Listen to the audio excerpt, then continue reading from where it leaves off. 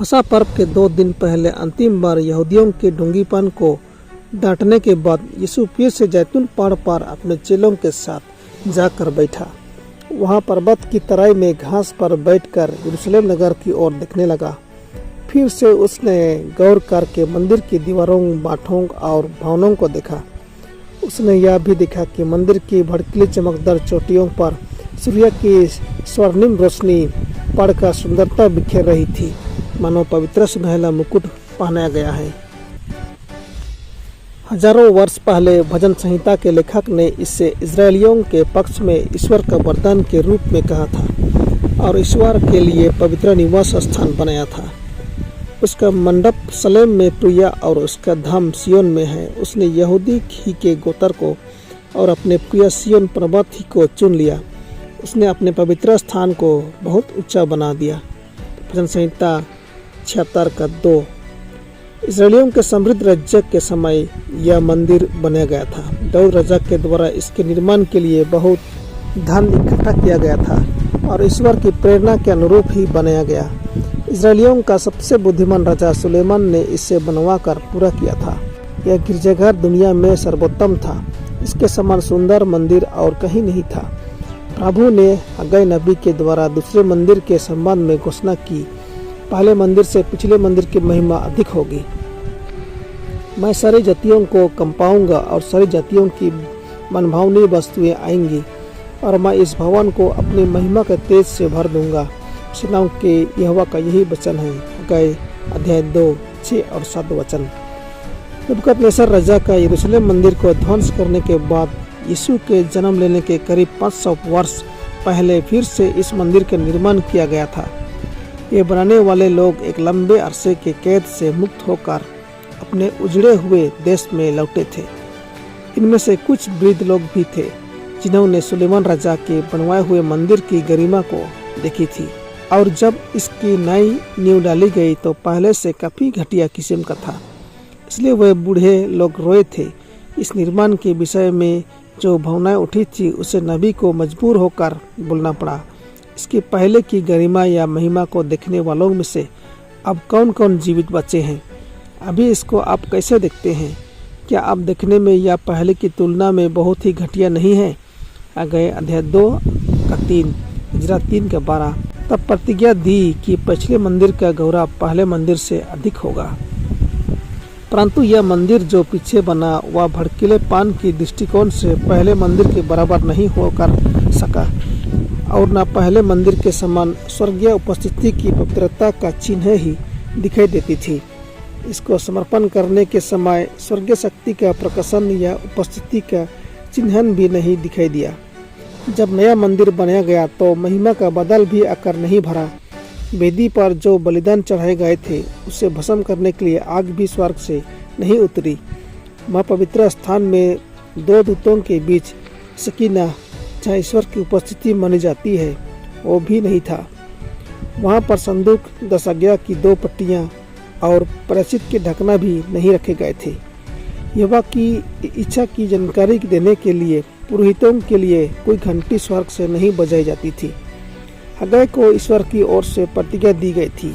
उसको पूरा करने के लिए यहूदियों ने वर्षों तक व्यर्थ प्रयत्न किया। वह बात हग्गाई के शब्दों में पूरा हुआ। फिर भी पखंडी और अविश्वासी अंधे लोगों ने नबी की बातों का सही अर्थ लगाने में गलती की। दूसरे मंदिर गौरव के बदल से सम्मानित नहीं किया गया, परंतु त्रिएक परमेश्वर का एक जीवता व्यक्ति खुद वहां आकर उपस्थित हुआ।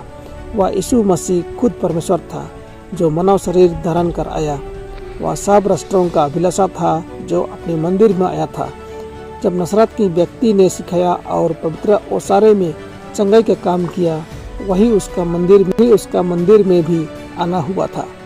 वहीं पर ख्रिस्त की उपस्थिति से ही इसकी महिमा पहले के मंदिर की महिमा से बढ़कर हुई। परंतु इजराइल ने स्वर्ग के मनचाहे दान से अपने को अलग रखा।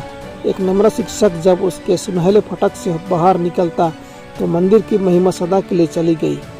उद्धारकर्ता का वचन पूरा हो चुका था। तेरा घर उजड़ पड़ा हुआ है। मत्ती 23 का 38। यीशु मसीह ने जब यरूशलेम मंदिर के विनाश के लिए नबूवत की तो चेले आश्चर्यचकित हो उठे। वे इसके विषय विस्तार से जानना चाहते थे।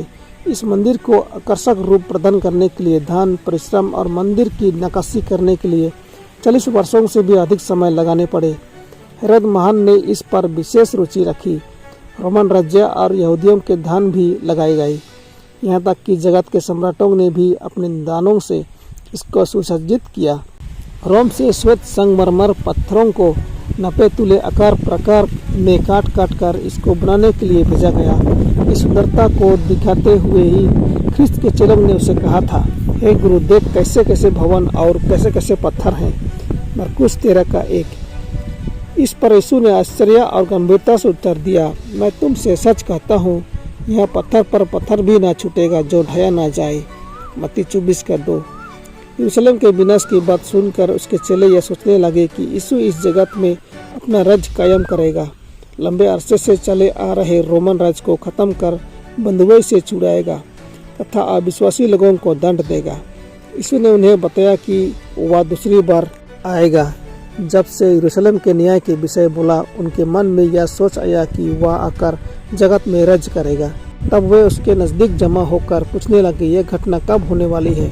अब के आने के क्या क्या चिन्ह होंगे और जगत के अंत का क्या क्या चिन्ह दिखाई देंगे? चेले भविष्य में क्या होने वाली है उसे अनजान थे। यदि वे इस समय में दो मुख्य बातों को जानते होते, उद्धारकर्ता का दुख और मृत्यु, उनके नगर और मंदिर का विनाश, तब वे डर और भय से घिरे रहते। ख्रिस्त ने उन्हें जगत के अंत के समय जो प्रमुख घटनाएं होंगी उनका रूप रेखा दे दिया था। उस वक्त चेले यीशु की बातों को ठीक से नहीं समझ पाए, परंतु जो उसमें कही गई थी इसका अर्थ को समझाने के लिए लोगों को आवश्यकता थी। जो भविष्यवाणी उसने की थी उसके दो अर्थ निकलते थे। चाहे यरूशलेम के विनाश का संकेत था, वहीं पर जगत के अंतिम समय में जो भयानक दिन आने वाला है वह भी शामिल था। अपने श्रोताओं को यीशु ने इस बात की घोषणा की, जब न्याय के दिन पापी इस्राएलियों को कष्ट और सजा मिलेगी, तब उन लोगों को भी जिन्होंने यीशु को इनकार कर उसे क्रूस पर चढ़ाया था। अचूक घटना कर अंतिम भयानक परिणाम को अंजाम देगा या पूरा करेगा। डरावना दिन अचानक और शीघ्रता से आएगा। उद्धारकर्ता ने अपने चेलों को चिताया, इसलिए जब तुम ये उजड़ने वाली घृणित वस्तु को, जिसकी चर्चा दानियेल नबी के द्वारा पवित्र स्थान में खड़े होकर कही गई, उन्हें सुनो, तो जो पढ़े वह समझे। जो यहूदिया में है पहाड़ों पर भग जाए। मत्ती 24:15-16। लूका 21:20-21। जब मृत्यु पूजक रोमन लोगों का पांव पवित्र नगर में जमेगा, जो अभी नगर के कुछ ही फर्लंग की दूरी पर है, उस समय ख्रिस्त के चेलों को यहाँ से भाग निकलने में ही सुरक्षा है। जब चेतावनी के चिन्ह दिखाई देंगे, उस वक्त जो बचना चाहते हैं उन्हें जल्दी भग जाने में ही भला है। सारे यहूदा देश और यरूशलेम में भी भग जाने का संकेत या बिंगुल फूका जाना चाहिए तथा उन्हें जल्दी भग जाना चाहिए। जो घर की छत पर हो उसे अपनी कीमती चीज़ को खोजने के लिए घर में नहीं घुसना है। जो खेत में काम करते रहेंगे उन्हें भी अपने वस्त्रों को लेने के लिए नहीं लौटना है, जिनको वे दिन की गर्मी में काम करते समय घर में छोड़े गए हैं। उन्हें थोड़ी देर भी समय नष्ट नहीं करना है, अन्यथा वे विनाश के घेरे में आ पड़ेंगे। तो दोस्तों, आज के लिए इतना ही। फिर से मिलेंगे अगले एपिसोड में। धन्यवाद।